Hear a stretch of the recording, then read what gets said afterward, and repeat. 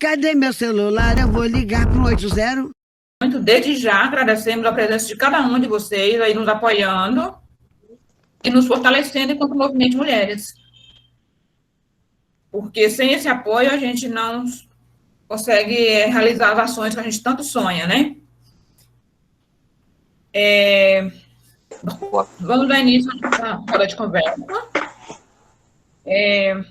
No primeiro momento, nós teremos aí a presença da CPT Araguaia-Xingu, que vai nos falar conosco sobre esse dia 25 de julho, por que ele é tão importante, por que ele foi uma data histórica, por que essa data nos inspira e tudo mais. Na sequência, teremos uma música. A Thelma já está presente? Thelma Alencar? Ainda não se faz presente, a Thelma Alencar. Ok, a gente vai dar uma olhada, vamos procurar saber o que aconteceu com ela. E na sequência, a gente tem a fala da doutora Atena, representando os direitos humanos da nossa região Araguaia-Xingu. E a gente vai falando das outras participações. Após a fala de todos os presentes, de todos os palestrantes, a gente vai abrir o espaço para que nossos participantes e participantes possam fazer suas perguntas, trazer a sua contribuição, o seu ponto de vista a esses assuntos que serão discutidos. E assim a gente vai dialogando aqui nessa roda de conversa, sem muitas formalidades mesmo, porque é nós que estamos fazendo o momento. Então, a gente está muito feliz porque estamos aí com essa ação e que outras virão. Essa é uma das primeiras, em 2021, em uma roda de conversa virtual, porque a gente já fez outras ações aí neste tema de apoio às mulheres, no enfrentamento à violência e tudo mais. Então, a gente agradece a presença de cada uma. E boa noite. Espero que vocês gostem da nossa roda de conversa. Alguma questão que vocês queiram colocar? Tudo ok, né? Então, vamos dar início. Então, eu apresento para vocês a primeira fala da noite com a senhora Brenda Paz, senhora Brenda Paz, representando a CPT Araguaia-Xingu. Muito bem-vinda, muito obrigada, Brenda, e a fala é sua. Obrigada a todos, sejam todos bem-vindas e bem-vindos. Vou pedir para a Naira compartilhar aí a tela da minha apresentação. Se tiver um pouco baixo, vocês me dão um sinalzinho que eu aumento um pouco a fala, tá? Nervosismo toma conta.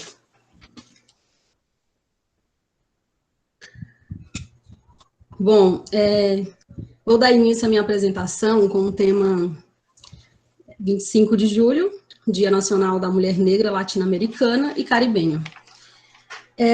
Aí a gente tem uma perguntinha lá no convitinho, como, por exemplo, Teresa de Benguela, uma mulher negra que marcou a história do Brasil, por quê? Vamos conhecer um pouco dessa história. Pode passar, né? Os pontos que vão ser abordados nessa apresentação serão Teresa de Benguela, administração do Quilombo, tempos de luta e de resistência à violência e o dia 25 de julho. Pode passar. Bom, Teresa de Benguela foi uma líder quilombola. Sua trajetória ocorreu no século XVIII, né, quando Vila Bela da Santíssima Trindade era a primeira capital do Mato Grosso, hoje popularmente como Cuiabá. Ela foi casada com José Piolho, que chefiava o Quilombo, né, o Quilombo do Piolho, assim como era conhecido na região. Nesse período aí, ela foi um ícone da resistência negra no Brasil colonial, nesse período. Também, Teresa era uma escrava fugida, né, do capitão Timóteo. Esse capitão, ele reinava e soberava nos quilombos, onde tinha com muita firmeza e rigor sobre cada um de seus escravos. A sua comunidade era de negros e indígenas, e que sobreviveram aí por 2 décadas, né? Meados aí por 2 décadas.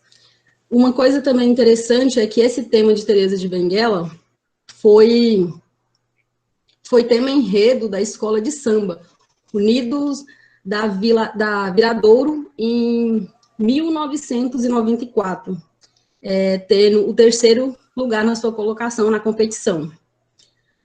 Até então, o local de nascimento de Teresa, ele é até então desconhecido no momento. Pode passar, Maria. Só uma questãozinha aqui que eu acabei de lembrar. Teresa, ela foi assassinada 27 de junho de 1770, em uma expedição que saiu em direção ao Quilombo, onde a missão era destruí-las. De acordo com os documentos que ainda existem, fala que ela foi presa e morta pelos militantes, né? Pelo Estado que dirigiu. Pode passar, né? Tem alguém que levantou a mão.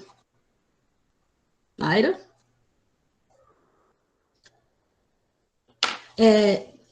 Então, a administração do Quilombo, Cariterê ou Piolho, como assim foram chamados, era conhecido na região, ele foi fundado na década de 1740 pelo líder José Piolho, esposo de Teresa, localizado aqui nas margens do rio Guaporé.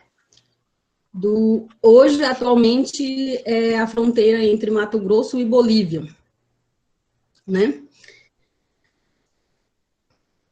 Localizado também aqui no estado de Mato Grosso, na metade do século XVIII aí.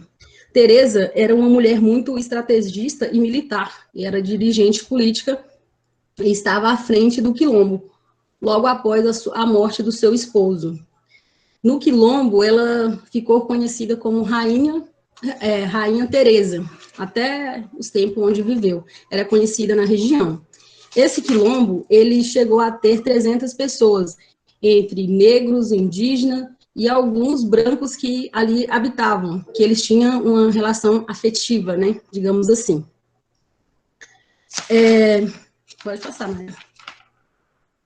Durante a sua administração, Teresa estabeleceu dentro do Quilombo uma forma de governar que funcionava bem semelhante a um parlamento, com deputados, conselheiros, reuniões e uma sede. Ela também, como era estrategista militar, como eu havia comentado anteriormente, Teresa, ela comandava toda essa estrutura política e econômica administrativa dentro do Quilombo, porque assim ela podia manter, né, um sistema de defesa com o seu povo. Eles também eles desenvolviam a agricultura como a principal atividade, como, por exemplo, nas roças, os produtos eram bastante variados, né? Principalmente era mais voltado para alimentação. Eles também tinham, para complementar, eles tinham pesca e caça, e era cultivado muito o fumo e o algodão. O algodão, ele era como matéria-prima para a tecelagem, entre outras atividades dentro do Quilombo, mas o algodão, como tecelagem, era o principal. Por quê? Esses tecidos, eles eram muito importantes, eles serviam como moeda de troca na época. Há documentos que falam que aos redores do Quilombo, bem próximo dali, existiam algumas tendas de ferreiros. Essas tendas de ferreiro, eles mantinham algumas relações, né, com essa sociedade branca, que para quê? Para obter ferro, sal, entre outros tipos de utensílios para eles, outros objetos. Pode passar. Bom, tempos de lutas e de resistência à violência. Ainda podemos observar que essa inequidade raciais em relação à proporção de mulheres negras que foram vítimas de violência é bem alta, que eu trouxe alguns dados sobre o homicídio, né? É um estudo que foi divulgado pelo Atlas da Violência em 2018. Esse estudo, ele indica que em 2018, a taxa de homicídio de mulheres não negras, porque aqui eles estão falando de questões de raça, né, cores, mulheres não negras, foi de 2,8%. E se a gente comparar esse número em relação às mulheres negras, esse índice, ele subiu ele subiu um pouco a mais de 5,2, ou seja, 5,2. Se a gente fazer uma comparação, esse 5,2 aqui, só para não se perder um pouco, para vocês compreenderem melhor, ele foi baseado por 100 mil habitantes da localidade onde foi feito o estudo. Porque as mulheres negras, esses índices foi de 2,5, ou seja, ele teve um aumento, né? Ou seja, 2 vezes maior o número relacionado de mulheres não negras. Esse estudo também aponta que as taxas de homicídio de mulheres não negras entre 2008 a 2018 teve uma redução de 11,7%. Esse 11,7% foi a partir, né, a partir da lei 13.104/15, que entrou em vigor em 2015, se eu não me estiver enganada, que foi a modalidade do homicídio qualificado como feminicídio. Então, teve essa redução. Isso é favorável, ainda bem, né, que tivemos esse avanço. E 12,4% das mulheres, nesse mesmo período de tempo, eles também fizeram outra comparação com as mulheres negras, aonde não houve esse aumento. De um lado, houve, de outro, não houve. Então, nesse período, o que a gente traz como reflexão? Que é uma triste realidade, infelizmente, né, com o corpo negro feminino, não só do corpo negro feminino, mas eu digo com todas as mulheres, que vivencia não somente a violência física, psicológica, mas todos os tipos de violência. Infelizmente, ainda, né, tem os aspectos culturais que sempre está aí para explicar a violência, né, de gênero, esse corte racial que explica as ineficiência das políticas públicas na nossa sociedade. Pode passar, Naira. Outro dado que eu trago também é sobre mulheres negras e a cor da violência. Por que esse dado? Ele traz um perfil, ele traçou um perfil, essa pesquisa, sobre cor e raça, né? E aonde esses dados deixam bem claro que as vítimas de feminicídio no país revela a maior vulnerabilidade, né, de mulheres negras, como, por exemplo, esse grupo que representa 61% são mulheres negras, contra 38,5% de mulheres brancas, 0,3% indígena e 0,2% são, eles colocaram amarela ou pardas. Creio eu que são dados que nos fazem refletir, né, traz uma reflexão, onde há vários aspectos da cultura que explica essas questões de violência de gênero,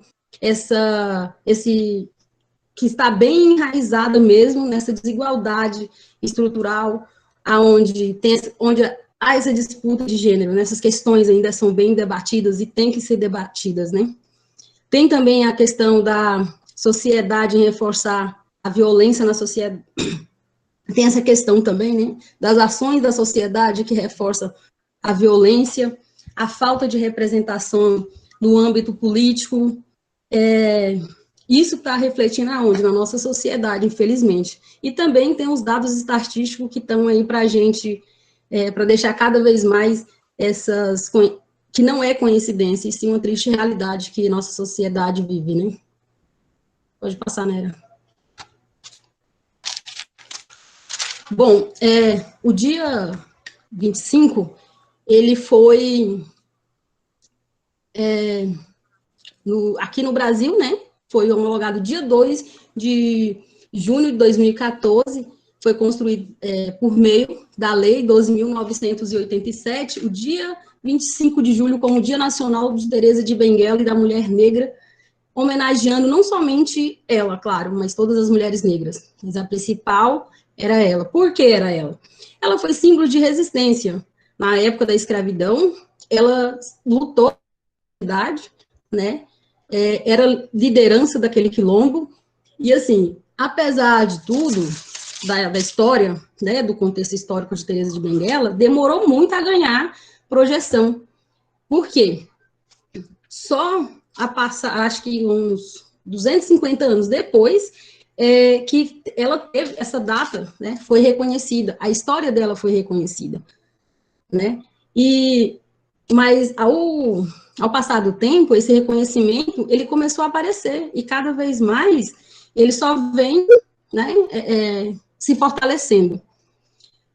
Além dela ter se tornado esse símbolo de liderança, força e luta, eu acho que é uma história muito inspiradora para todas as mulheres, né?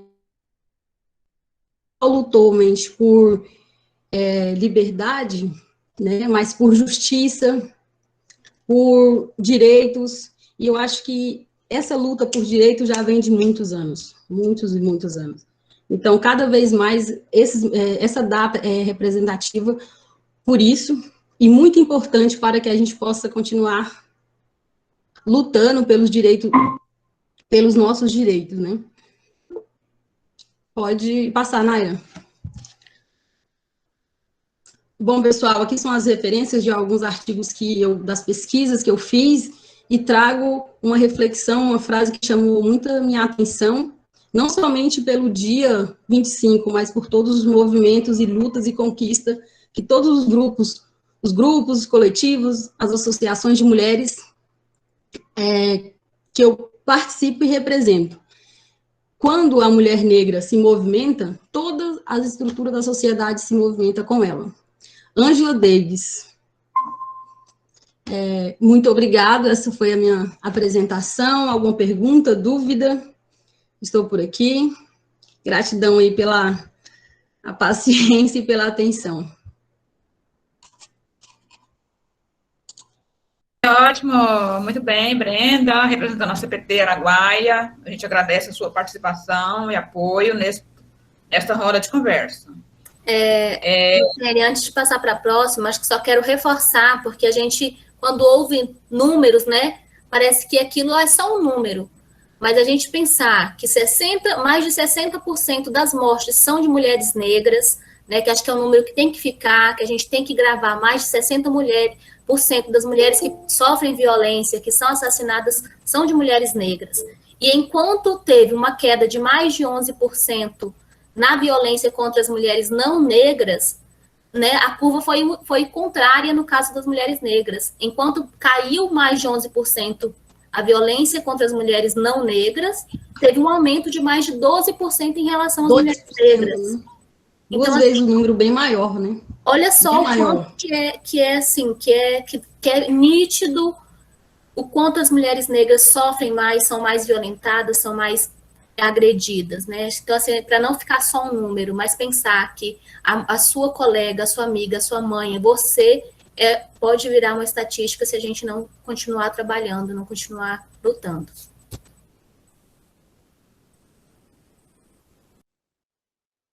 Isso, meninas, mulheres, vozes negras que não se calam. E vocês acabaram de mostrar para nós por que nós não podemos nos calar. Isso é uma parte da realidade que nós vivemos no dia a dia, né? E aí esse histórico da Teresa de Benguela que vem muito a nos refletir esses momentos que vivemos.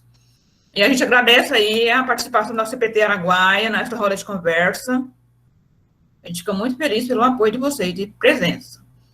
E lembrando que temos ainda o apoio aí do Instituto Flor de Lis, representado pela Maria Aparecida, essa pessoa aqui.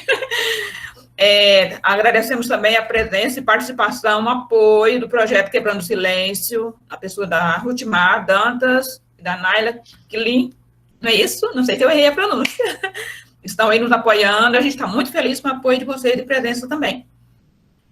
E na próxima, teremos a fala da doutora Atenas, representando os Centro de Direitos Humanos, Dom Pedro Casaldáliga. E a próxima agora é uma participação musical com a jornalista Thelma Aguiar. É isso? Thelma, você está pronta? Oi, gente.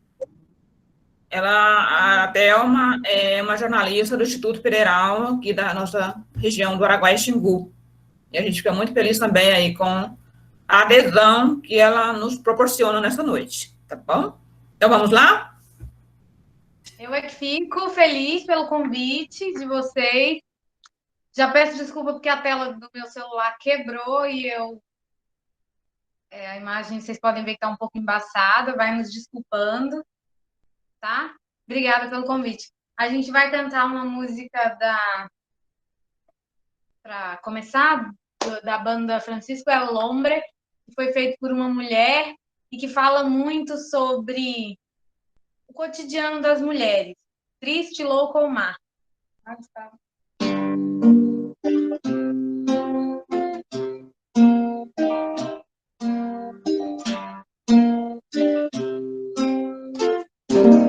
Triste, louca ou má, será qualificada ela quem recusar. Se receita tal, a receita cultural do marido, da família, cuida da rotina. Só mesmo rejeitar bem conhecida receita. Quem não sente dores aceita que deve mudar. Que o homem não te define, tua casa não te define, tua carne não te define, você é seu próprio lar. O homem não te define, tua casa não te define, tua carne não te define, você é seu próprio lar. Desatinou, desatou, nós vai viver só. Ela desatinou, desatou, nós vai viver só. Eu não me vejo na palavra veneno de caça conformada vítima. Prefiro queimar o mapa, traça de novo a estrada, depois da final, e a vida reinventar. E um homem não te define, tua cama não me define, minha carne não me define, eu sou meu próprio lar. Um homem não me define, minha casa não me define, minha carne não me define, eu sou meu próprio lar. Ela desatou, nós vai viver só. Ela desatinou, desatou, nós vai viver só. Ela desatinou, desatou, nós vai viver só.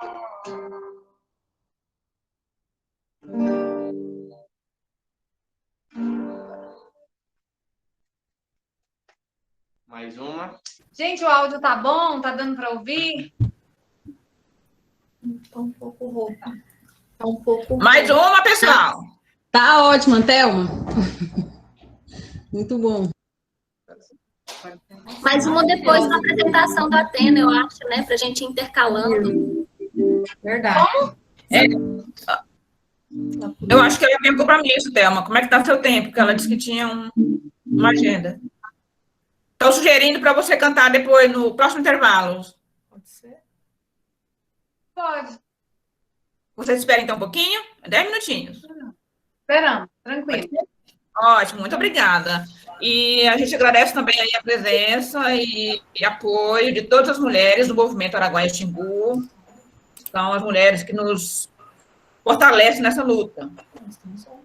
E também todos os homens que estão aqui participando conosco nessa roda de conversa. A gente está muito feliz com a presença de vocês, tá? Muito obrigada e participe conosco. Então, vamos lá, doutora Atena, representando aí os direitos humanos. Vamos lá. 10 minutinhos, Eliane? Será 10 minutinhos? 10 minutinhos, 10 minutinhos. Então, vamos lá, deixa eu só compartilhar a tela com vocês. Antes eu vou me apresentar, porque acho que pode ter alguém aqui que não me conheça. Meu nome é Atena, eu sou assessora jurídica do Centro de Direitos Humanos, estou trabalhando aqui junto com a equipe do centro, né? Tem eu e mais 2 colegas que trabalhamos juntos. A gente cobre toda essa área aqui que é pegada pelo Araguaia-Xingu, né? Para tentar diminuir ou até mesmo conhecer um pouco sobre essas questões de violências de direitos humanos e fazer alguns papéis de encaminhamento de denúncias, acompanhamento de alguns casos de violação de direitos humanos, fiscalização de órgãos quando as denúncias são feitas, e outras atividades que acabam chegando para a gente e que a gente acaba exercendo um trabalho além de só essas que foram citadas. Eu vou falar sobre a Lei Maria da Penha, né, sobre os impactos que ela teve no empoderamento feminino. Eu já falei sobre ela anteriormente, foi um material que eu trabalhei com o pessoal da CPT, na nossa roda de conversas também. A gente teve, tentando aí estreitar esses laços, né, durante a pandemia, já que a gente não pode sair para conversar, para sentar, a gente resolveu, né, vamos conversar sobre alguma coisa, e funcionou, e aí achei por bem, né, no dia da nossa reuniãozinha, falar sobre isso aqui também, considerando que o dia 25 também a gente entra aí com a mulher negra, caribenha e sul-americana, e nada mais representativo do que a Maria da Penha para falar aí, nos representando quanto uma mulher sul-americana, e o papel que ela teve nessas, né, aliás, o papel que ela teve em todo esse cenário que a gente tem hoje, em toda essa sua importância. Eu vou compartilhar com vocês.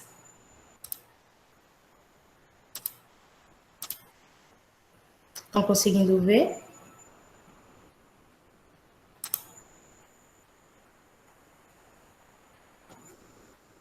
Agora sim. Só um momento. Ok. Tá.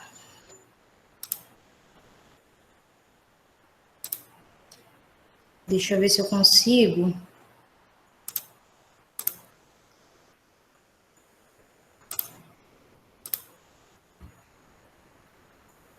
Gente, eu sempre apanho com esse trem, porque eu não consigo colocar a tela inteira, mas vamos lá. Bem embaixo, Atena. Embaixo, assim, ó, perto do... É porque ele não está indo, porque não... Não, eu coloco a tela inteira, ó. Eu clico e não fica a tela inteira. Não sei. Não. Então, só some com essa barra de ferramentas aqui, que vai melhorar e diminui aqueles quadradinhos aí do lado. Tá.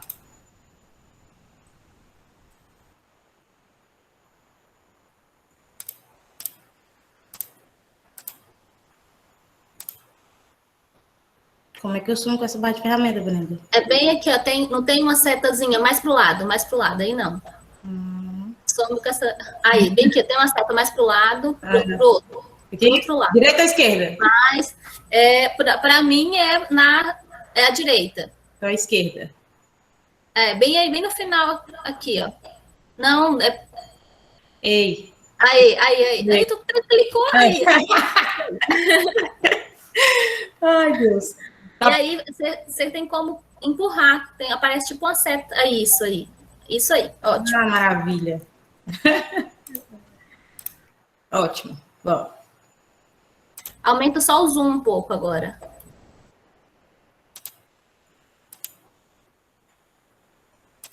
Melhorou? Perfeito. Pronto, pessoal. Depois dessa aula, Brenda, obrigada. Eu vou falar sobre os impactos da Lei Maria da Penha na formação do empoderamento feminino. A gente sabe, né, todo mundo acho que já ouviu falar um pouco da Maria da Penha, mas sempre tem aquela de, foi ela que foi a precursora da lei, né? Mas a história dela é muito interessante para a gente entender um pouco da nossa história também, né? Do nosso papel enquanto mulher e enquanto mulher nessa sociedade que a gente está hoje. Eu vou falar um pouco da biografia dela, até, né, a gente vai passar aí pelo ciclo de violência que ela sofreu, a violência que ela sofreu pelo Estado também, as condenações que o Brasil sofreu para que nós conseguíssemos ter essa lei sancionada e ter essa representatividade que a gente tem hoje.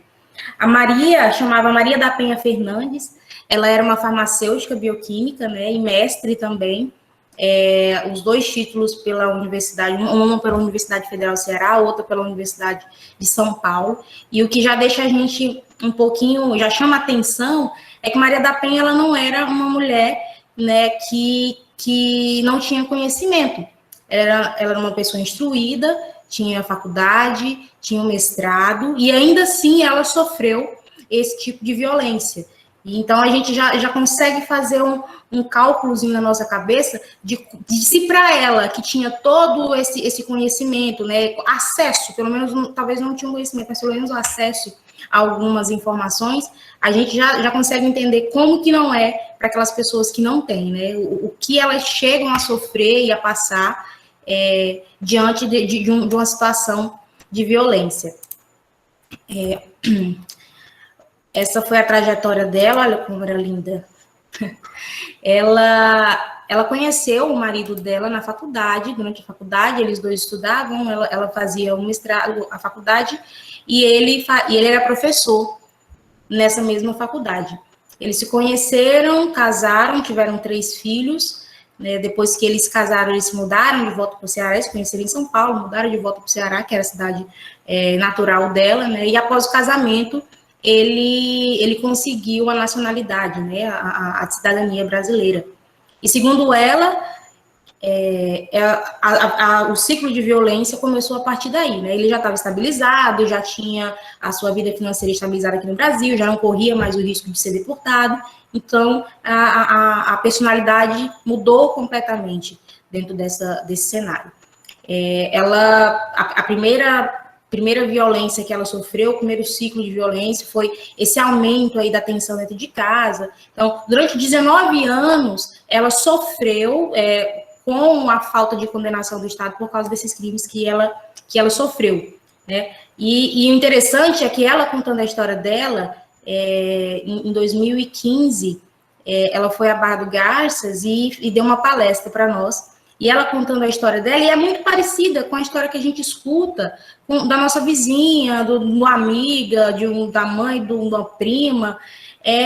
Tudo assim, tudo começa com flores, a pessoa, ela não imaginava que ele poderia ser agressivo daquela forma, mas que começou com pequenos detalhes, né? O aumento quando eu falei, o aumento da tensão, né? O aumento de voz, bater a porta, bater na mesa, gritar. Então, começou com esses detalhezinhos e depois chegou a violência psicológica, até que chegou a violência física, porque esse é o caminho, né? E depois vem aquela fase, né, do arrependimento, que ele se arrepende nessa época do primeiro ato de violência que ela sofreu. Eles 2 tinham 2 filhas, e nesse período de mudança de comportamento, de que não ia fazer mais aquilo, eles tiveram outra filha. E toda essa atenção que a Maria teve voltada para a filha deixou ele mais agressivo ainda, e aí a violência de fato se instalou como algo comum na vida da Maria da Penha. Os crimes, no ano de 1983, foi onde ocorreu o primeiro crime, em que ela estava dormindo, ela estava dormindo e o marido dela atirou nela, né? O Marco Antônio Heredia Viveiros é um colombiano e ele atirou nela na coluna e ela acabou ficando paraplégica. E nesse período em que ela ficou paraplégica e nos tratamentos, ela ficou 4 meses fora de casa, e quando ela voltou, ele apreendeu em cárcere privado, deixou ela presa dentro de casa durante 15 dias, proibiu ela de ver as filhas, proibiu ela de ver a família e tentou matá-la novamente, eletrocutada dessa vez, enquanto ela tomava banho. E sempre alegando que não era, o primeiro crime que ele cometeu, ele alegou que foi uma tentativa de assalto, mas a perícia, na época do processo, entendeu que não se tratava de uma tentativa de assalto, por todo o cenário não está propício, não está adequado, que seria uma cena de assalto. Então, ele foi indiciado, né? E no ano de 1991, né, onde começa aí, de fato, o julgamento dos processos, ela é vítima de mais uma violência, que é a violência pelo próprio poder judiciário, ao julgar essas causas com muito desdém. Porque nós tivemos aqui, do primeiro julgamento dela, do primeiro crime, foram 8 anos para que ele conseguisse ser julgado, e nesse julgamento foram alegadas falhas no processo, e ele não foi julgado. E aí veio o segundo julgamento, né, que foi do segundo crime, que também demorou 5 anos para que fosse julgado. Ele foi condenado a 10 anos e 6 meses, não cumpriu, porque todo aquele cenário, a fala dela não tinha certa credibilidade, e a própria defesa dele, na época, alegou algumas irregularidades processuais, e ele não chegou a cumprir nenhuma pena nesse período. Então, ela já começa a entender que o cenário não está propício para ela. Nós temos em 1991, ela já não conseguia, ela já não tinha apoio da sociedade, ela não tinha apoio do Poder Judiciário, e ela não tinha apoio do Estado, né, da política em si, porque não tinha nenhuma lei que a protegesse. Até porque nesse período, ela assinou várias procurações, ele a forçou a assinar várias procurações, dando direito para ele de falar em nome dela. Agora, imagina, ela deu o direito para o agressor dela falar em nome dela no processo em que ele estava sendo, indiciado. Então, a gente já observa que o cenário aí, ele não tinha muito respaldo para Maria e para essa natureza de violência. E dentro de toda essa luta, a gente entra em como que surgiu a lei de fato, né? Não foi tão simples assim. A Maria da Penha conseguiu, ela era uma mulher que tinha uma família que apoiava, ela tinha uma rede de pessoas dentro da faculdade onde ela conheceu e que conseguiu dar esse apoio para ela, e todas essas instituições que estão listadas aí foram responsáveis também por fazer denúncias, por fazer encaminhamentos para o Ministério Público, para a Câmara Legislativa, até que perceberam que aqui dentro não ia resolver, então tiveram, né, que juntar e fazer denúncias para órgãos fora do país, né? O Brasil, ele se torna aí um país conivente com esse tipo de violência, que tem que sair para que as pessoas ouçam o apelo dessa mulher, não só por ela, mas como que o Estado trata esse tipo de violência. Aí nós viemos aqui com a condenação do Estado. Nós temos, só fazendo um cenário, nós temos as nossas leis aqui, mas tem leis, o Brasil, ele assina, né, tratados fora do país com outros países. Então, quando ele assina, isso se torna como se fosse uma lei. Então, ele tem que cumprir. E o Brasil, ele tem esse tratado com a OEA, que é a Organização dos Estados Americanos. Então, tudo que está tratado nesse documento, o Brasil, ele tem que ser cumprido, senão ele vai ser penalizado. E foi o que aconteceu. Ele não cumpriu, ele recebeu a denúncia. A primeira denúncia que ele recebeu, ele não se manifestou. Então, depois de 4 denúncias, de fato, enviadas com muita frequência sobre esse caso, já um caso que já estava estourado, mas eles não estavam só focados mais na Maria da Penha, mas em toda a estrutura de violência que a Maria da Penha só deu visibilidade, né? E aí, a partir desses ofícios, o Brasil foi condenado, e só a partir daí você já consegue ver, né, como que isso estava institucionalizado, como que essa negligência estava institucionalizada, porque ele teve que sofrer uma sanção, ele teve que sofrer represálias diplomáticas e sofrer com acordos econômicos para que ele conseguisse enxergar que esse assunto precisava de visibilidade, de importância, de proteção pelo próprio Estado. E aí a gente parte para a criação efetiva da lei. A lei ela foi criada em 7 de agosto de 2006. No então governo Lula, essa foto foi a foto que foi tirada no dia da publicação da lei. A gente teve a oportunidade de assistir, foi um relato bem emocionante dela, né, porque recebeu o nome.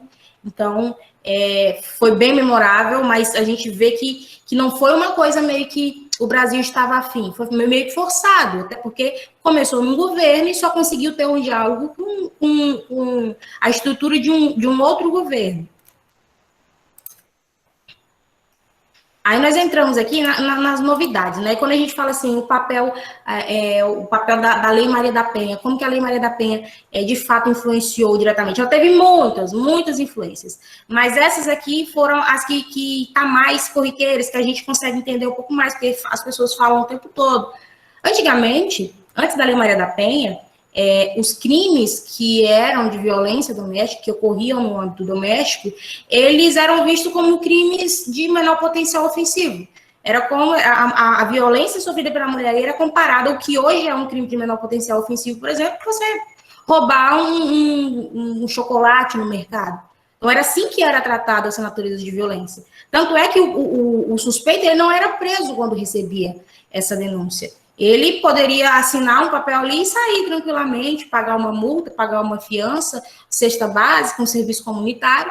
Então, a lei, ela veio, não, vamos agravar isso aqui. Agora, a gente já tem a prisão do suspeito por agressão, ele fica afastado dela por um tempo até que se entenda o que de fato aconteceu, se de fato houve agressão. A violência doméstica, ela passou a ser um agravante para aumentar as penas. Então, se ocorre lesão corporal, a gente tem lesão corporal, homicídio ou qualquer outro tipo de violência, se ele aconteceu contra uma mulher no ambiente doméstico, ele é agravado por um aumento de pena. E isso dificulta, né, os benefícios que o agressor pode ter, como liberdade provisória ou cumprimento de pena, de diminuir a pena, né? Diminuição de pena. Então, isso tudo interfere aí. Quando a gente fala em ambiente doméstico, aqui a gente não se resume só dentro de casa. É uma violência em que um namorado, são duas pessoas que não moram junto, mas também configura como violência doméstica. Pessoas que moram, estudantes que moram junto, né? Mulher com mulher que mora junto, também entra nessa questão da violência doméstica. A gente tem que diferenciar o que é violência contra a mulher e o que é violência contra a mulher no ambiente doméstico. Então, a Lei Maria da Penha, ela tem esse condão aí dentro do ambiente doméstico, então isso tudo vem sendo agravado. Não é possível mais substituir, e a tão famosa, né, medida protetiva, que a gente escuta tanto, ele está sob medida protetiva, que infelizmente não é tão eficaz como a gente sonha, como está na lei, como é bonito, mas veio e em certos casos funciona, e funciona muito bem, porque você observa, o Estado passou a dar importância para isso, a própria sociedade que foi aí instituída dentro de um patriarcado, né, de um ambiente em que os homens detêm o poder, começa a entender, fala, se o Estado tem, se o país, ele está dando importância para isso aqui, então eu acho que o comportamento ele precisa ser mudado. Então, se tem uma ordem que fala para eu ficar longe, então eu acho que é melhor ficar longe, porque isso pode me complicar depois. Claro que não são todos que pensam assim, muitos não respeitam essa ordem de restrição, e aí tem a pena aumentada. Então, esses aí são só algumas da importância da lei trazida pela Maria da Penha. Aí, eu trouxe um tópico para a gente falar sobre a Lei Maria da Penha como tecnologia de gênero. E aí, eu fiquei pensando assim, como que eu consigo tratar desse assunto de uma forma que seja clara? Quando a gente pensa em tecnologia, a gente pensa em modernidade, né, em algo novo. Então, a própria Maria da Penha, a Lei Maria da Penha, perdão, ela veio com essa tecnologia, com essa novidade, de trazer para o gênero feminino uma importância que antes não tinha. que não era visto, que não era protegido. Então, a lei, ela teve essa proteção, ela começa a instigar mais instituições a trabalhar sobre esse tema, ela começa a explicar um pouco mais sobre o que são os movimentos que lutam pelos direitos das mulheres, que lutam pela igualdade de gênero, e aí isso tem que ficar bem claro, que a luta dentro desse sistema não é para se sobrepor a um órgão ou outro, é igualdade em ser respeitada, em ter um salário igual ao salário de um homem. Então, ela veio com toda essa força, vem caminhando, na verdade, a gente ainda encontra alguns obstáculos para falar sobre o tema, mas ela tem essa importância gritante, né? Que é justamente fazer a sociedade entender que a mulher ela precisa ser respeitada, ela tem essa proteção, e isso foi o que ela trouxe para a gente de novidade. Eu lembro quando ela fez a palestra, ela falou justamente essa frase, que é: temos o direito de viver sem violência e temos uma lei para isso. E na época, eu pensei, nem precisava, né? Se a gente fosse parar para analisar, nós, enquanto seres humanos, não precisávamos ter que vir uma lei para falar, homem, você que coabita, ou você que se relaciona com a sua companheira, não bata nela, não a maltrate, porque isso é muito feio, né? A gente está falando aqui numa linguagem mais corriqueira. E eu olho para essa mulher, a gente olha para essa mulher e você pensa, e se ela não tivesse toda essa força? E se ela não tivesse lutado? E se ela tivesse desistido? Como às vezes a gente faz, né? Tem uma coisa que está acontecendo, dá trabalho demais, não vou não. Como que a gente não estaria hoje? Né? Fica esse questionamento. Porque ela, óbvio que com a ajuda de muitos outros, mas ela teve a força para ir e para enfrentar, mesmo com todo um cenário nada favorável para ela, ela foi. E ela conseguiu essa lei. E olha o reflexo que essa lei teve na nossa vida, na proteção da vida da mulher, na identidade de gênero, como que a mulher se entende enquanto sociedade. Então, foi uma pessoa que teve e tem, né, um crédito não só aqui no Brasil, mas em nível mundial, da coragem que ela teve para colocar, para lutar por essa lei, para lutar por essa proteção, e a gente conseguiu o que a gente tem hoje. Era isso, né, que eu tinha para falar. Esse é um assunto que surge muitas coisas muito boas para a gente comentar, mas como o nosso tempo aqui é curto, eu só vou passar, essas foram as referências que foi utilizada, mas no mais é isso. Obrigada. Nós que agradecemos, doutora Atenas, aí, em nome de todos os Centros de Direitos Humanos, Dom Pedro Cotal-Dáliga, e realmente é um assunto que não se esgota, mas foi muito importante as abordagens, né? E temos o direito de viver sem violência. Essa é a frase, né? Essa é a noite. Essa é a mensagem. E o tempo avança, então vamos lá. Muito obrigada aos presentes. Estamos muito felizes com a participação de todos vocês. Vamos ouvir mais uma música, então? Quem está gostando, dá um sinal. Eba! Thelma Guiar, vamos mais uma música? Estão aqui, galera. Eba, então vamos lá. E a próxima é a fala da socióloga Alessandra, violência psicológica.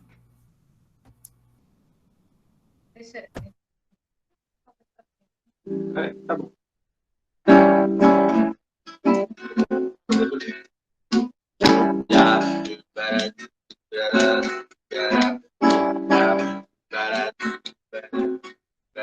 Mexo, remexo na Inquisição. Sua bicha morreu na fogueira, sabe o que é ser carvão.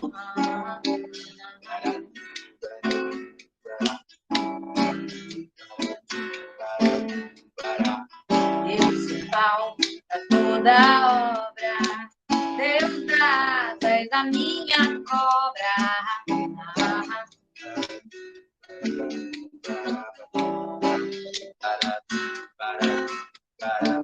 Minha força não é bruta. Não sofrerá, nem sou puta. Porque nem toda brasileira é puta, nem toda brasileira é puta. Meu peito não é de silicone.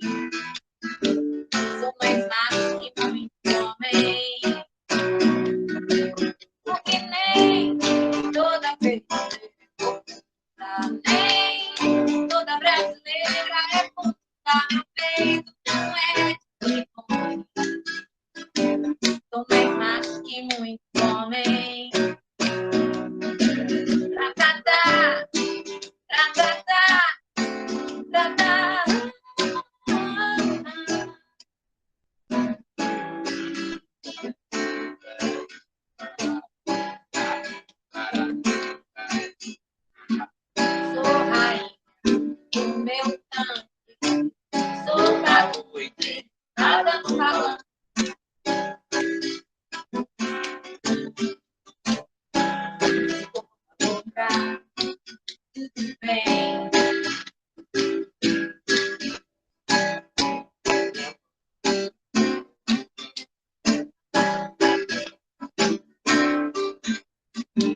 Não sou atriz, modelo, dançarina.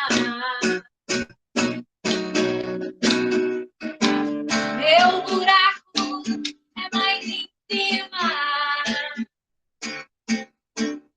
Nem toda nem toda brasileira é funda. Meu peito não é de sou mais macho que muito homem. Nem toda nem toda brasileira é funda. Meu peito não é de sou mais macho que muito homem. Pra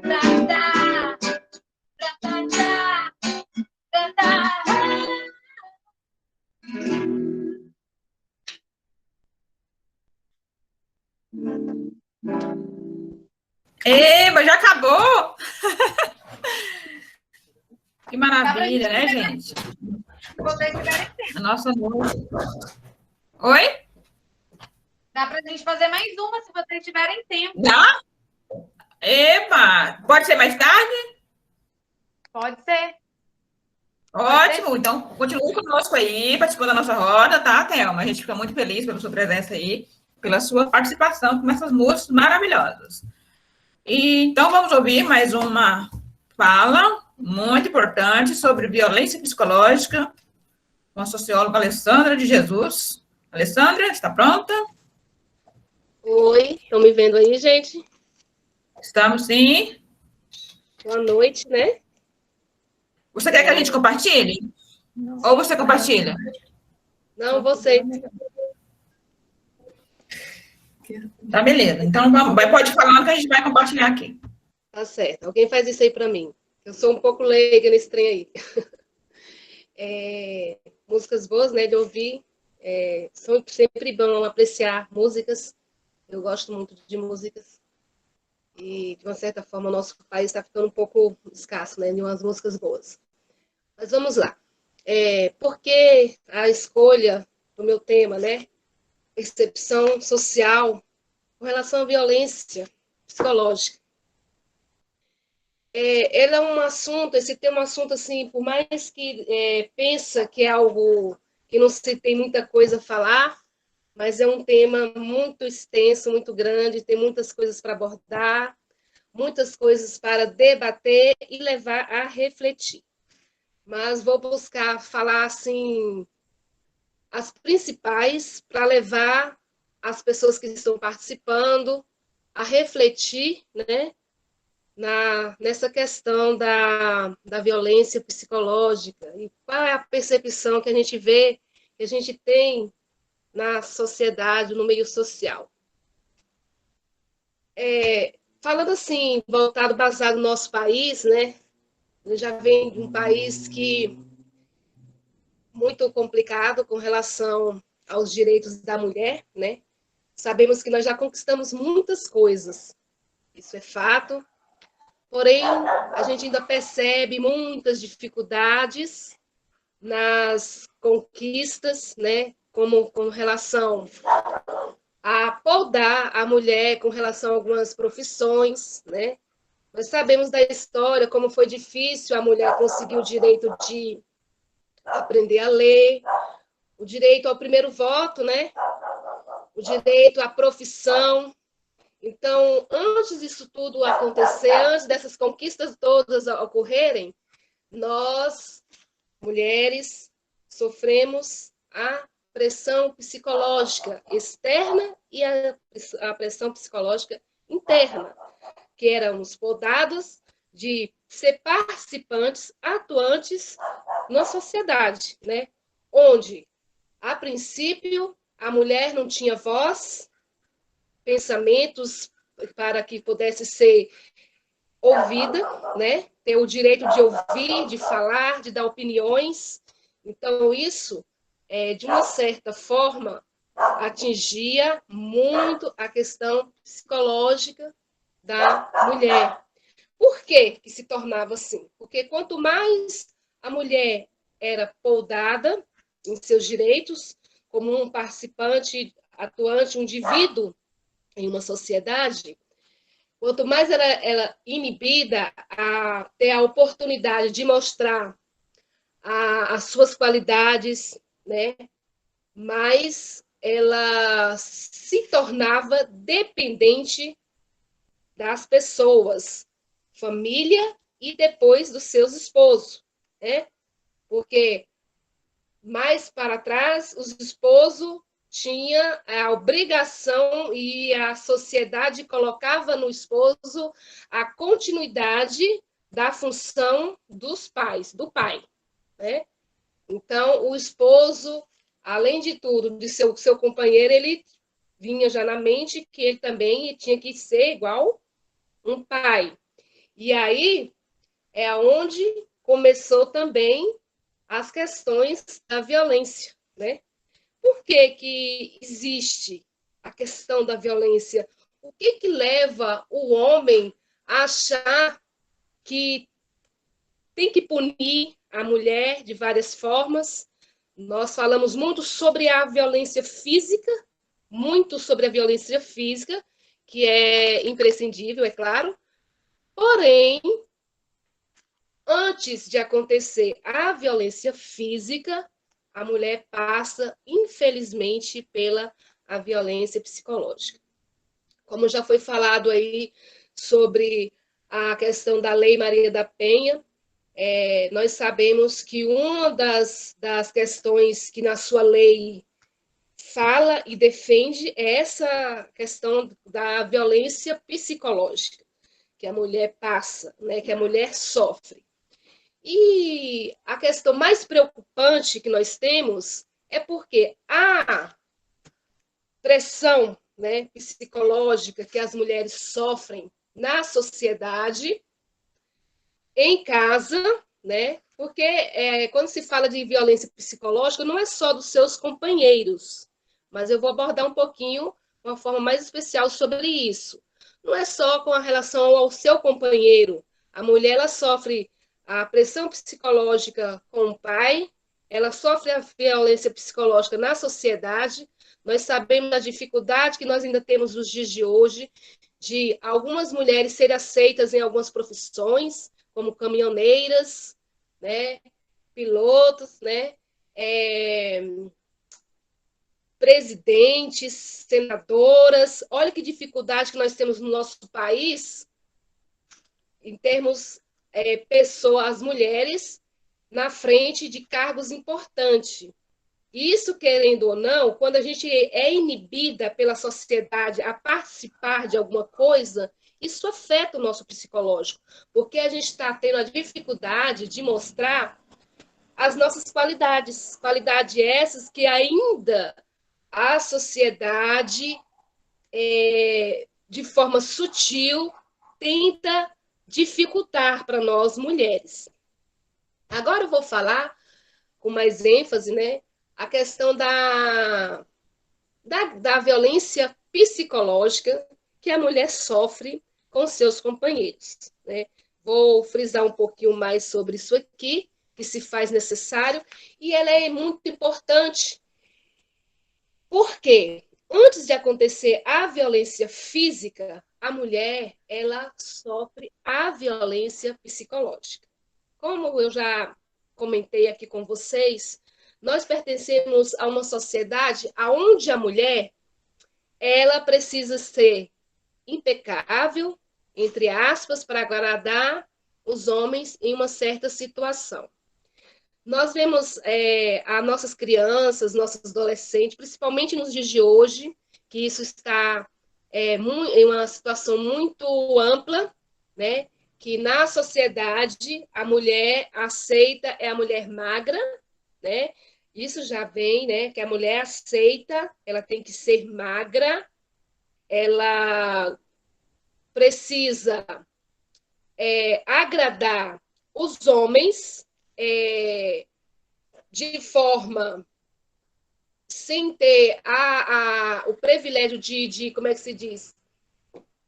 De ter alguém que escute os seus gostos, os seus desejos, as suas vontades. Muitos homens, eles são preparados até mesmo pela família, na sociedade, para, às vezes, não serem homens gentis, educados, né?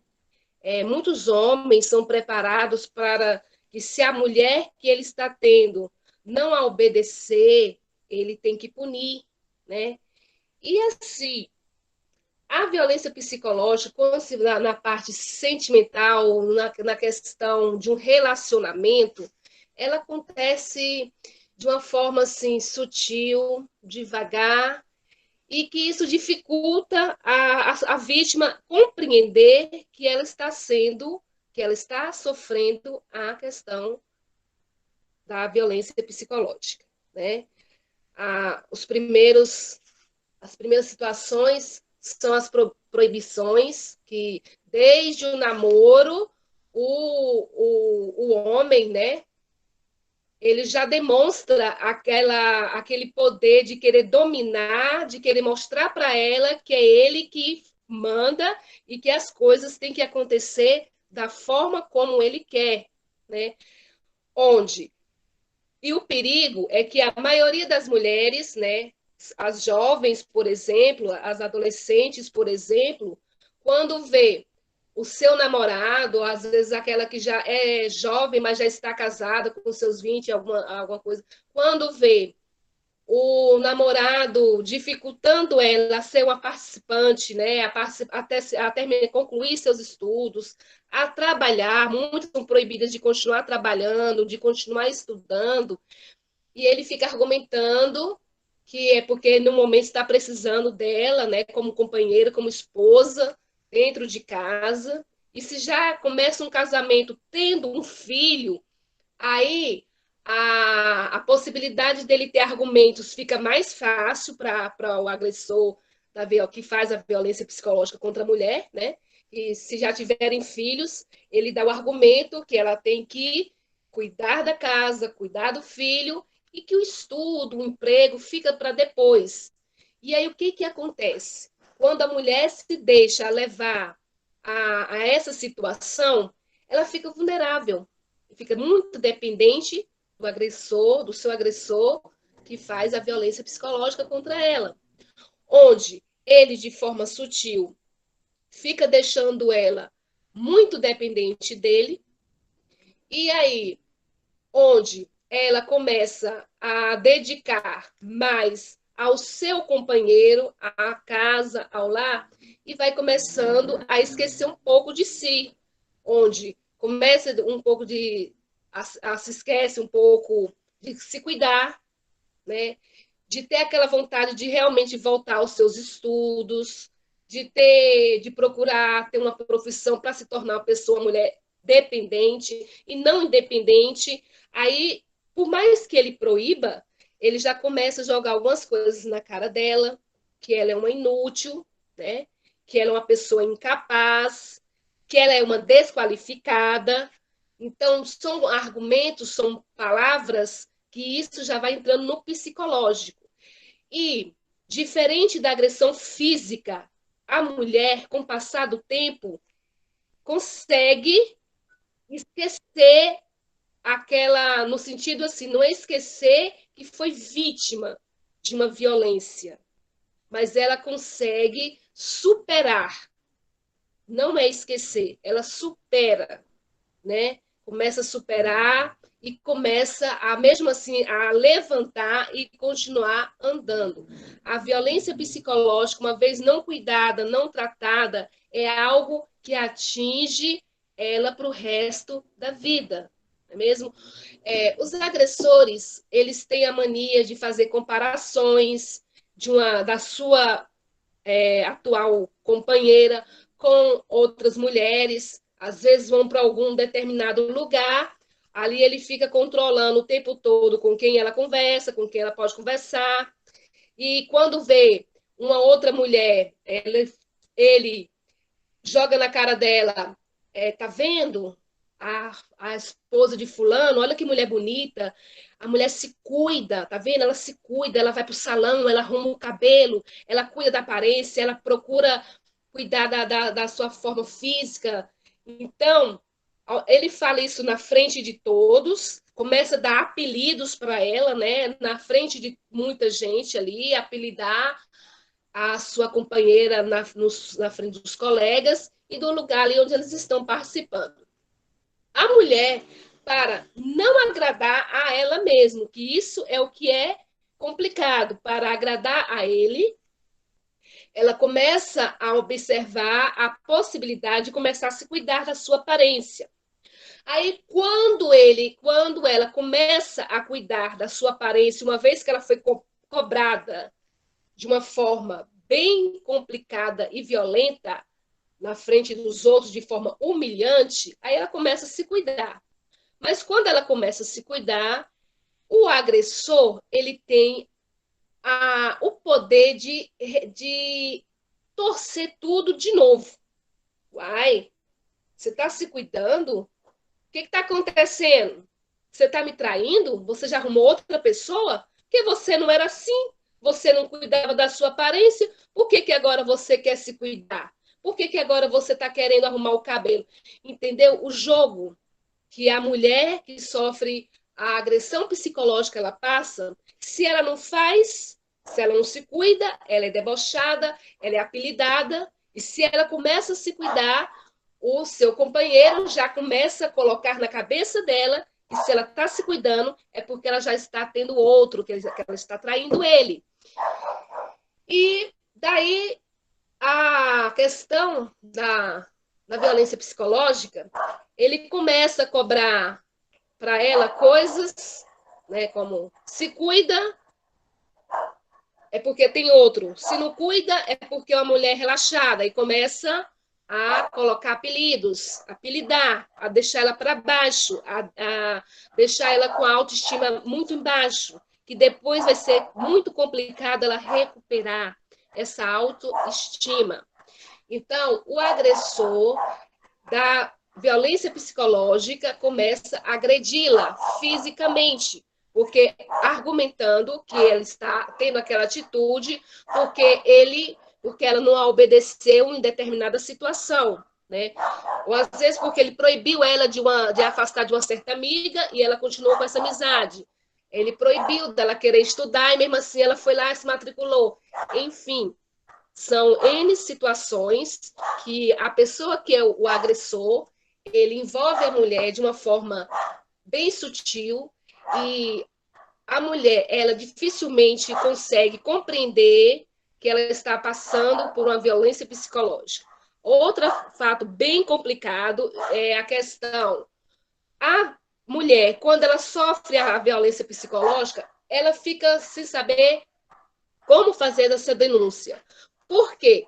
Quando se procura uma ajuda já numa delegacia e chega lá argumentando, olha, eu estou aqui porque meu marido me achou inútil, e aí vai falar, as pessoas não a levam a sério. Já é difícil uma mulher ir na delegacia denunciar as agressões físicas e serem levadas a sério e realmente ali registrar a sua queixa, que dirá uma mulher ir lá na delegacia para registrar que o seu companheiro está sendo um agressor também. Isso porque, embora está escancarado as leis, né, criadas pela Maria da Penha, muitos ainda não entendem a questão da violência psicológica. Não entende que a mulher também tem direito de ir aí uma delegacia denunciar esse agressor que está fazendo a violência psicológica contra ela. Então, é um fator... Oi, gente, estão me ouvindo? Oi, está amada. Só preocupados com o tempo, só isso. Beleza. Sim, Tá. sim. Já estou encerrando aqui já. É porque meu celular fechou aqui. Vocês estão me vendo? E estamos vendo, sim. Ok, então. Maravilhoso. Certinho. Então, a mulher que está passando por isso, ela precisa de ajuda, ela precisa compreender essa ajuda. ela precisa entender que ela precisa de ajuda, ela precisa não achar que é culpada, que se o seu agressor está punindo ela não achar que é culpada por aquela situação. E acontecendo isso, que a gente sabe que a violência psicológica, ela já traz, de fato, a violência física, ela precisa de ajuda para compreender que precisa denunciar, né? Nós temos o 180, que a mulher ela pode ligar, e aonde, mesmo que ela não pertence à região, a pessoa que atendê-la vai passar a situação dela para a pessoa responsável da região dela, mas também tem o normal, o 190, que todo mundo usa, né, para denunciar os seus agressores. A gente não precisa denunciar o agressor só pela questão da violência física, mas também pela questão da violência psicológica. Gente, eu vou acabar por aqui, porque senão eu vou atrapalhar as apresentações de outras companheiras. Boa noite e obrigado, e quem está assistindo, permaneça na nossa live e assistam aí, é o que eu agradeço a todos. Nós que agradecemos a nossa socióloga Alessandra e também pedagoga pela Unemate Mato Grosso. Uma falas brilhantes, né? Maravilhas, a gente fica ouvindo aí essas lições, essas informações maravilhosas. Pena que o tempo é curto. Mulheres são como águas, quando se juntam, crescem. A nossa próxima fala é com o projeto Quebrando o Silêncio, a pessoa da Ruth Mar Dantas, e a outra moça, Naila Quilin. Boa noite a todos vocês. Boa noite.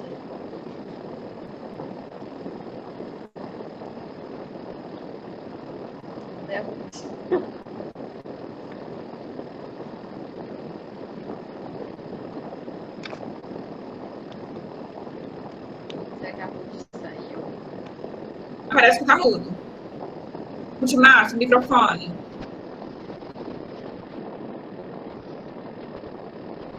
Oiê.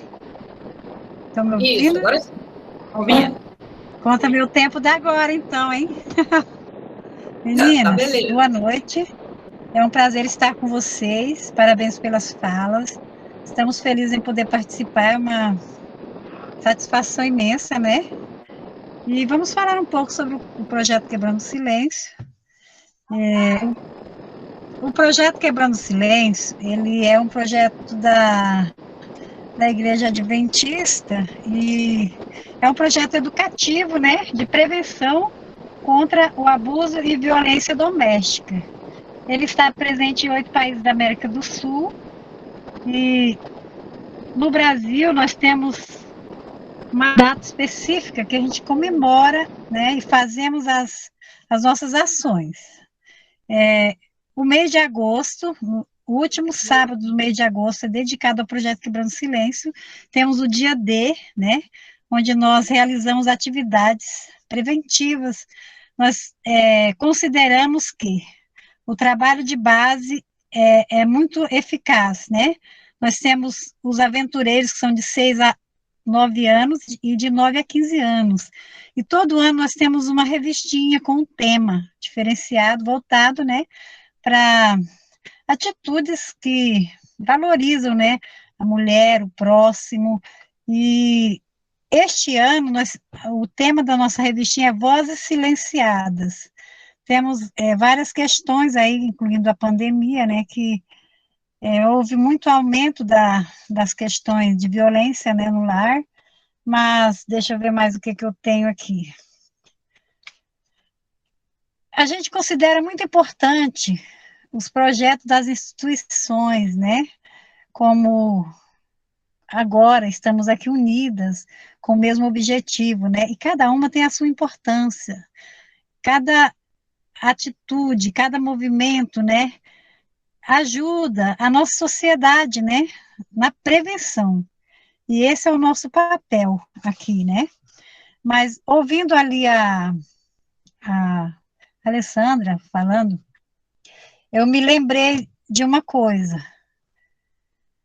Eu sou professora de formação, porém não estou em sala de aula.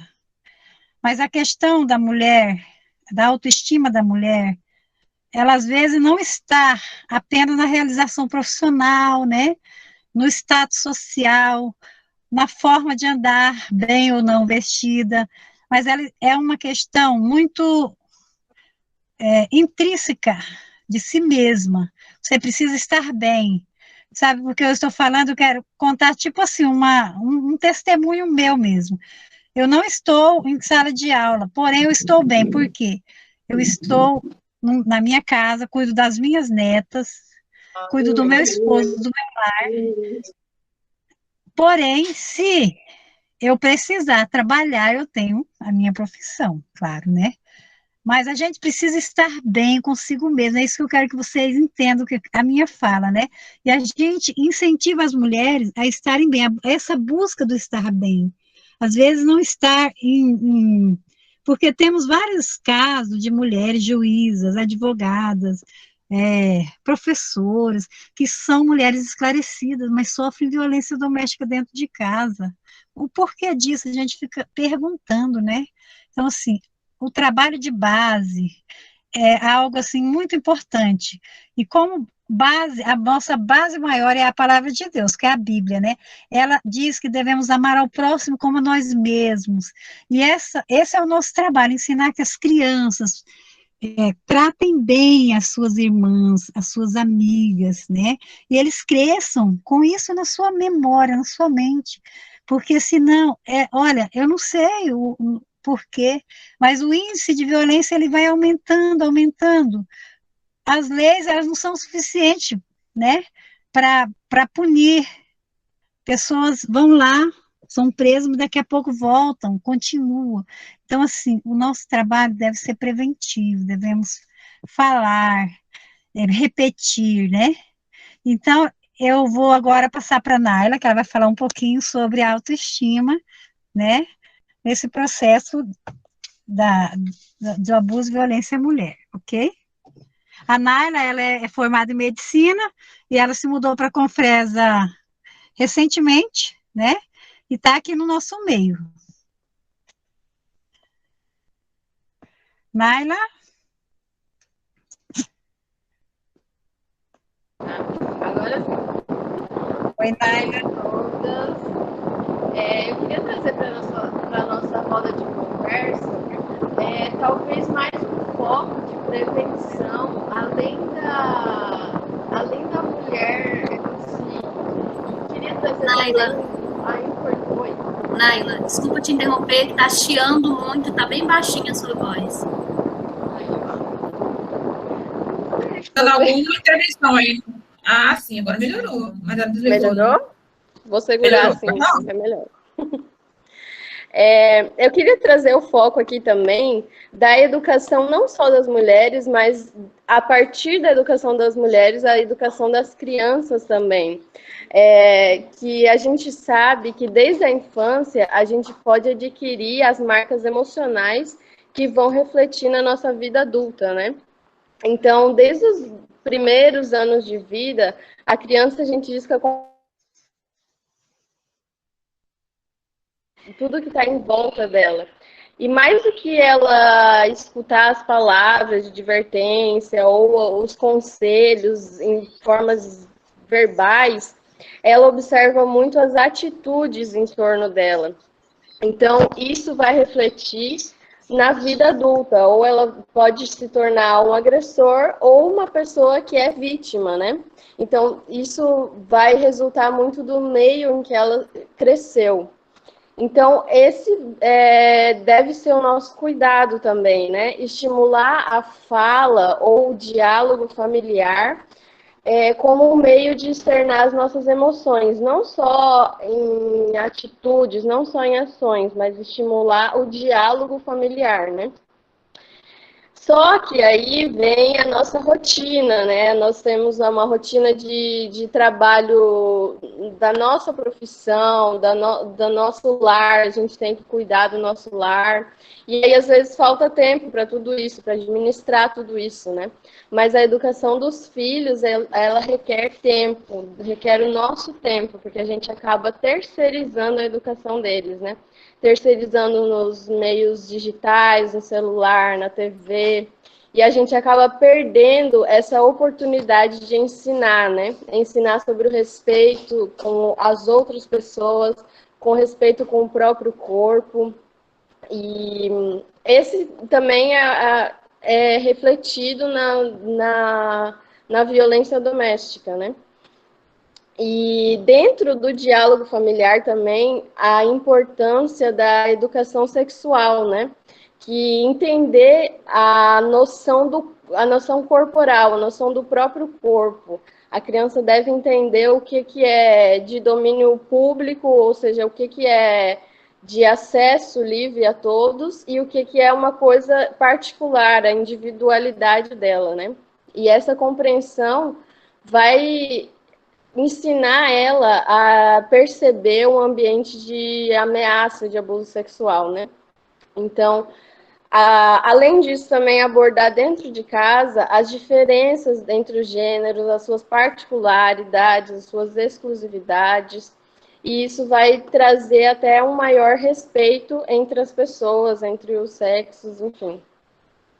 E agora, assim, talvez as mulheres, algumas mulheres que estejam vendo a gente, ou que vão assistir depois, que eu vi que a live vai ser disponibilizada no YouTube, né? Talvez elas já tenham uma relação que já está sendo abusiva, né? Então, desde a infância dela, talvez já se normalizou a violência na cabeça dela, e ela nem se reconhece que tem uma relação abusiva. Então, nesses casos, a melhor intervenção ou a melhor forma de prevenção seria junto a essa mulher agredida. Mas é importante também a gente ressaltar que, às vezes, querendo ajudar, a gente atrapalha, né? E, às vezes, a gente quer ser um ponto de apoio para essa mulher e acaba sendo um ponto de crítica. A gente acaba apontando o dedo e dizendo, você tem que se amar mais, ou você tem que reagir a isso. Às vezes a mulher nem sabe, nem sabe como, né, reagir a tudo isso. Então, a gente tem que ser um ponto de apoio, não um ponto de crítica. A gente tem que oferecer o apoio psicológico, talvez, que ela precise, ou até mesmo jurídico, alguns casos necessitam. Então, a gente tem que ser esse ponto de apoio, não de crítica. E, independente de quem, o importante, ao final de tudo, é quebrar o silêncio, é romper essa cadeia da violência doméstica, né? E dar o apoio necessário à vítima e também aos filhos que estão nesse meio de violência. E deixar claro que a vida vai seguir e vão haver novos recomeços e são possíveis, né, de superar mesmo essas adversidades e esse relacionamento abusivo. É isso que eu tinha para falar para vocês. Obrigada. Eita! Que falas abençoadas, né? Todas maravilhosas. Não é isso, pessoal? Alguém discorda? Que pena que já estamos finalizando essa noite, que nós preparamos com muito carinho, com muita responsabilidade, essas temáticas, essas pessoas. Foi um trabalho muito articulado e muito coletivo para que desse tudo certo. E a gente está muito feliz por isso e agradecemos mais uma vez a presença de todos e todas.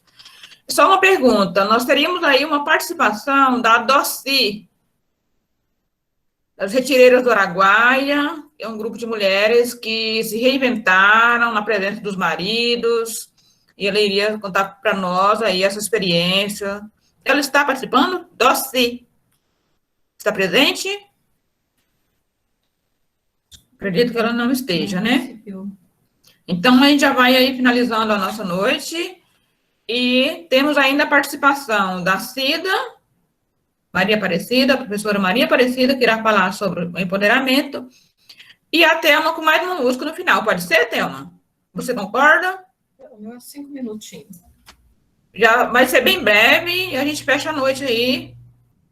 Pode sim.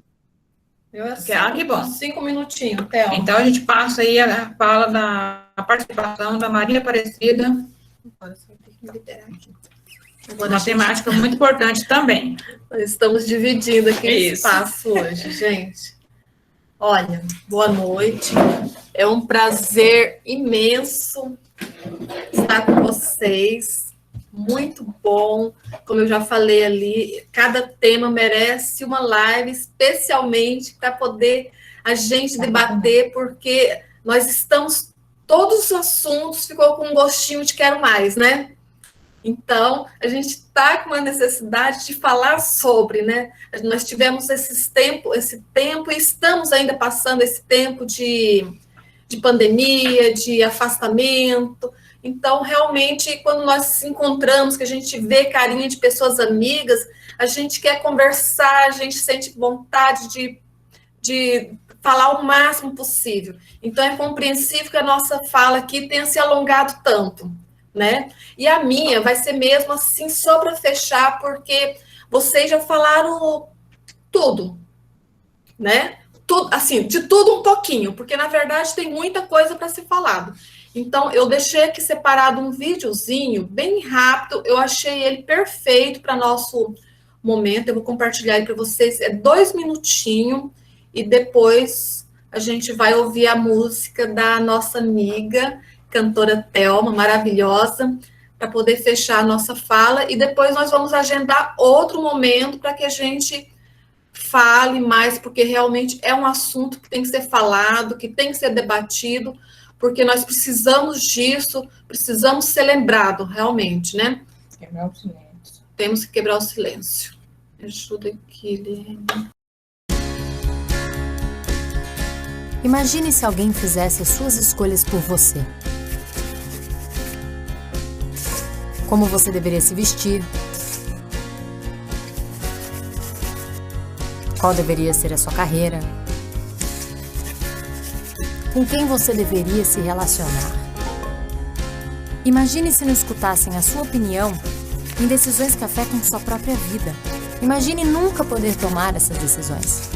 Essa é a realidade de muitas pessoas, especialmente de muitas mulheres. E é por isso que devemos garantir que elas sejam empoderadas. Mas o que quer dizer empoderamento? Empoderamento é conquistar mais liberdade, é conseguir autonomia, é ter influência, é ser capaz de determinar o que você quer e como você quer. Empoderar é poder decidir sobre assuntos que afetam a sua vida, o seu corpo, a sua casa, o seu trabalho, a sua cidade, o seu estado, o seu país e o mundo. Mas você sabe como garantir isto? As mulheres se tornam empoderadas quando investem em sua educação e capacitação. Quando conhecem os seus direitos e reconhecem as suas responsabilidades. Quando têm voz ativa para expor o que pensam e o que querem. Quando tomam decisões sobre o seu próprio corpo e decidem se querem ser mãe ou não. Quando ocupam espaços de poder e decisão. Quando decidem qual carreira trilhar e recebem um salário justo pelo que fazem. Empoderar as mulheres é permitir que elas sejam quem quiserem. É assegurar que as mulheres e homens se beneficiem dos mesmos direitos e oportunidades. Imagine agora uma sociedade que dá oportunidades e garante os direitos de todas as mulheres e todos os homens. Uma sociedade em que cada pessoa tenha voz e seja respeitada para tomar as decisões que impactam a sua própria vida. Essa realidade é possível. Imagine e faça acontecer.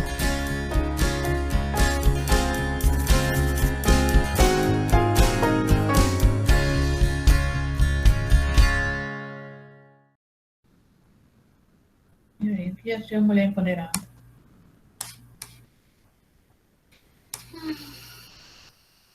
Meninas, vocês conseguiram ouvir e ver? Vocês viram? Perfeito, né? Bem rapidinho. E tudo que a gente está querendo, o empoderamento. O que que é? É justamente essa fala que nós precisamos ter e ser ouvida. Nós temos que participar, né?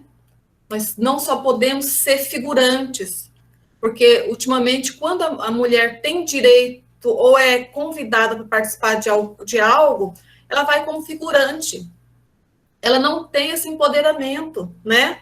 Ela não tem essa liberdade, ela não tem essa segurança.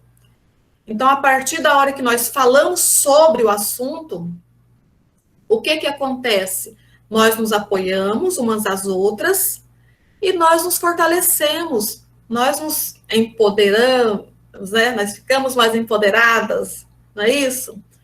E justamente é uma coisa, é muito amplo, porque a partir das oportunidades, do conhecimento, como a doutora falou ali, a doutora Naira, isso aí é desde criança, né? Quando nós somos criança, que começa tudo. A partir da hora que os nossos pais nos mostram isso, nossas mães nos ensinam isso. Olha só a diferença de uma menina, filha de uma mãe empoderada, segura, né? Independente.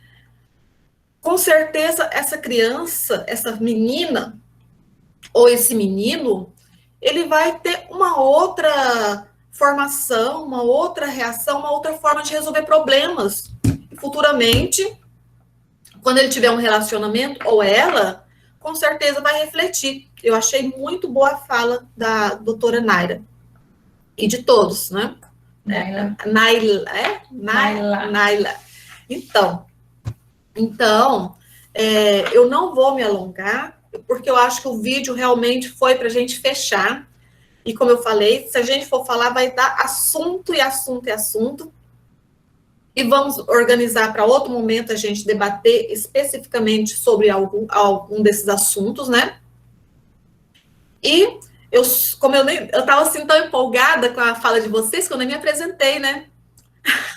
Eu sou a professora Maria Aparecida, a Eliane me apresentou. Estou como presidente do Instituto Flor de Lis, que trabalha justamente com o empoderamento da mulher. Não fizemos nada esse ano devido à pandemia, né? Mas a proposta é o quê? Trabalhar com cursos. Tem o banco de emprego, que tem uma página no WhatsApp, né? Que sempre quando as pessoas procuram, a gente disponibiliza as vagas de emprego e tal. Eu, juntamente com as meninas da Max, desde o início, a gente está trabalhando justamente buscando esse empoderamento, né? Na minha página do Facebook, do WhatsApp, eu procuro, às vezes, as pessoas falam assim, pô, ela tá postando indo para academia, fazendo isso aqui. Gente, não é porque eu quero me aparecer. Eu quero que as mulheres se sintam incentivadas. Nós precisamos nos empoderarmos. Nós precisamos nos libertarmos. Não por querer menosprezar ninguém, ou ser melhor do que homem, ou melhor do que ninguém. Nós somos todos juntos, né? Então, a partir da hora que você busca seu conhecimento, busca a sua autoestima, você vai trabalhar, você vai fazer amizade, você vai ajudar outras mulheres, isso aí é muito bom, a gente se sente muito bem, né? Então, é isso, gente, ó. Um grande abraço, muito obrigada pela oportunidade, e estamos juntos nessa, e o que depender de mim, eu estou aí, tá bom? Um grande abraço, e tudo de bom, e é com você, a nossa cantora agora. Falou, gente, um beijão no coração de vocês. Fiquem com Deus. Pessoal, gente, eu queria falar em nome do IF. Eu estou muito feliz de ver a Brenda, a Atena. Atena, quanto tempo! Saudade! É muito bom ver vocês aí. Ai, saudade, minha. Valeu mesmo. Eu, como, assim, em nome do IF, queria dar parabéns para as organizadoras e dizer que vocês são o nosso orgulho. Faz todo o nosso trabalho valer a pena. O Gustavo também, é um aluno de lá. Oi. Fofo e lindo. Tô aqui só para participar mesmo como violonista. Vamos lá? Maria, Maria, da magia. é uma força que nos alenta. Uma mulher que merece viver e amar como outra qualquer no planeta. Maria é o som, é a cor, é o som, é a dose mais forte e lenta. E uma gente que ri, não deve chorar e não vive, apenas aguenta. Aê, aê, aê, aê, aê, aê.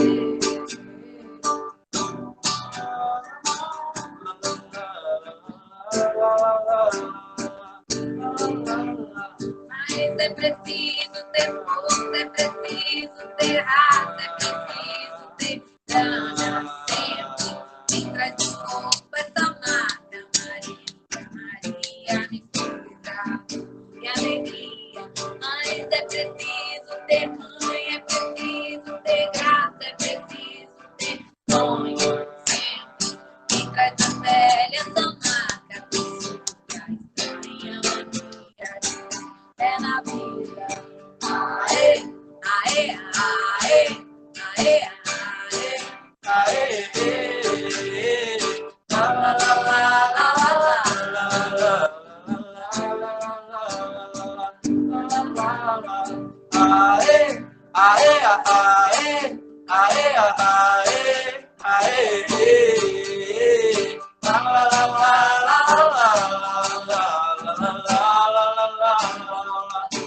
lá, lá.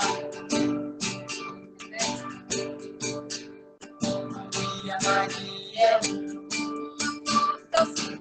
é a dose mais forte e lenta.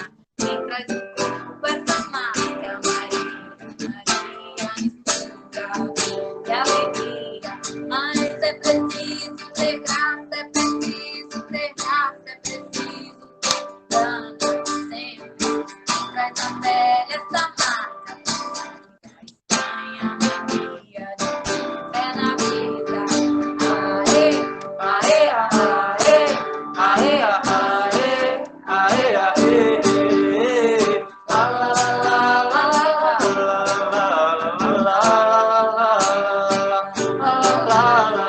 aê, aê, aê, aê, aê, aê.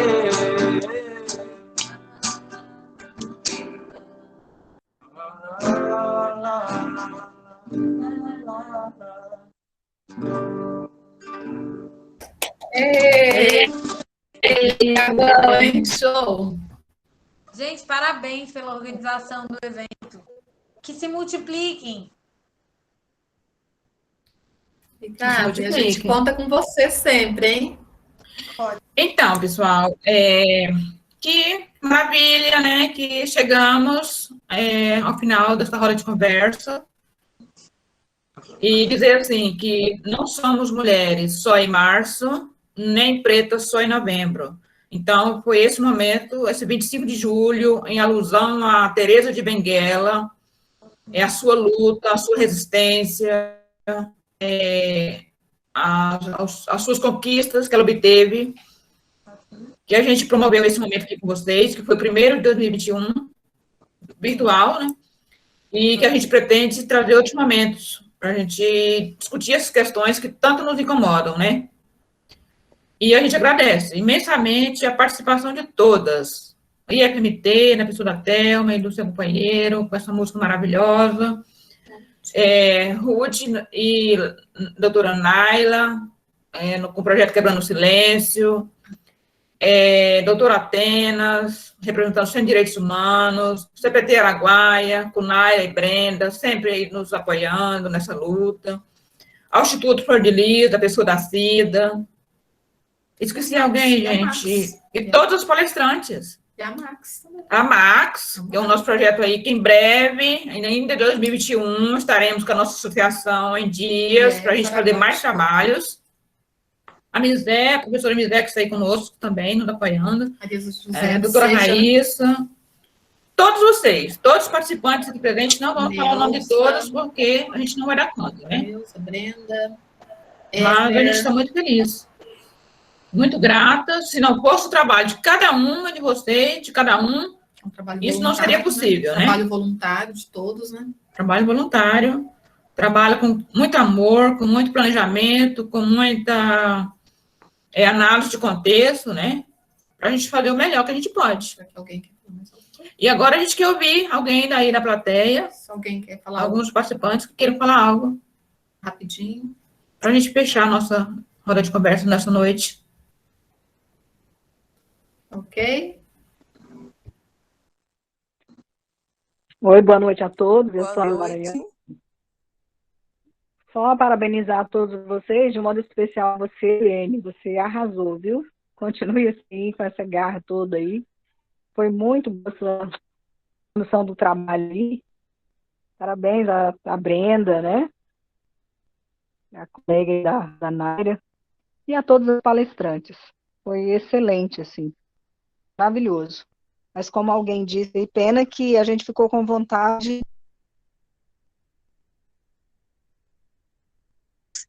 Cada Isso que nós palestrante queríamos, né? Porque as temáticas são profundas realmente, igual a Cida colocou. Não dá para quero mais. Isso, gostinho de quero mais. Obrigada, Neuza. E a gente vai buscar isso, né? Se Deus quiser. Mais alguém gostaria de falar algo?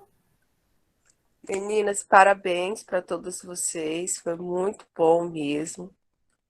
Muito gostosa essa roda de conversa. Não vi minha câmera, que hoje não passei muito bem. Não estou no meu melhor dia. Mas estive aqui, escutei tudo. E parabéns para todas vocês.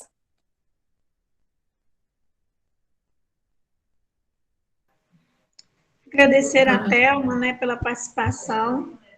Muito obrigada às meninas da CPT, a doutora... Sempre esqueço, Grenda, não? Atena, né?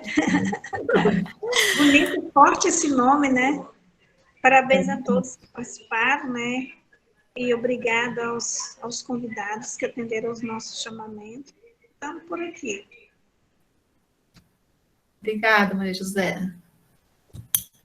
Então, Mais alguém? Dizer que a gente vai estar buscando vocês em outros momentos, tá? Vocês não escapam. Sempre que a gente pensar em uma ação aqui, planejar, a gente vai estar contando com o apoio de todos vocês aí. Conceição. Pode falar, Conceição. A Conceição levantou a mão. Pode falar, Conceição.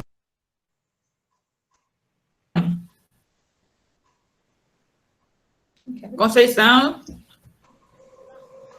Levantou a mão. Boa Oi. noite. Boa noite. Eu errei aqui na hora de... Isso acontece. Que bom, Nossa, mas eu não queria tem dizer problema. assim que foi muito bom esse evento que vocês organizaram aí. Vamos organizar mais, né? Vamos compartilhar mais experiências. Foi muito bom, viu? Muito obrigada aí a todos os palestrantes, organizadoras, organizadores, tá? Vocês estão de parabéns. Obrigada. Mais alguém gostaria de falar algo? Foram assuntos muito potentes, né? Sobre empoderamento, violência psicológica, Lei Maria da Penha, a Lei Maria da Penha, a nossa menina dos olhos. Lembrando a todos vocês que na primeira semana de agosto, essa lei estará completando 15 anos, se não me falha a memória. E a gente vai estar voltando mais vezes para discutir essas questões que tanto nos afligem, né, socialmente falando. Que a violência está no nosso meio e a gente não pode se calar. E cada um pode fazer algo para transformar essa realidade para melhor. Não é isso? É isso que nós buscamos, é isso que nós pretendemos. Alguém gostaria de falar mais alguma coisa? Senão a gente vai estar encerrando a nossa noite. E os nossos agradecimentos profundos a cada uma de vocês e a cada um que aqui esteve conosco. Isso muito nos fortalece, é o que nos dá força para lutar ainda mais. Boa noite a todos. Ô, gente, boa noite. Então, boa noite, boa noite. Tchau, obrigadão. E muito obrigada mesmo, gratidão. Boa noite, pessoal. Boa semana para vocês. Boa noite, muito obrigada, Muito obrigada, Eliene, por motivar, por organizar e por nos incentivar a estar participando. Parabéns, minha gêmea. Parabéns, Atena. Parabéns a todas as palestrantes. Obrigada, gente. Boa noite. Bom descanso para todas. Eu que agradeço, viu, Naira? Porque, como se diz, deu incentivo, mas é vocês que nos faz acontecer, né? Que faz a coisa acontecer. Se não tivesse que nós estaríamos acabados. Isso. Muito triste. Então, muito obrigada. Conta com nós sempre, viu? Estamos aqui. Vamos encerrar e parar a gravação, né? Assim, para a gravação. Pode parar.